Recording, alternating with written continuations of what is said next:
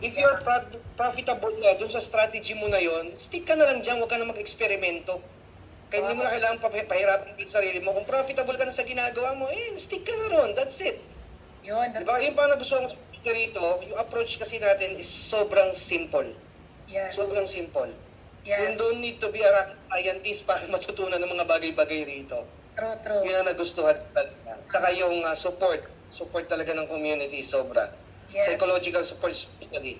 And of course, Sir JR, kasi maraming curious din dito sa community natin. Kamusta po yung first earnings mo dito, no? And of course, baka pwede Talaga, kong actually, i-share yung pinakamalaking earnings natin.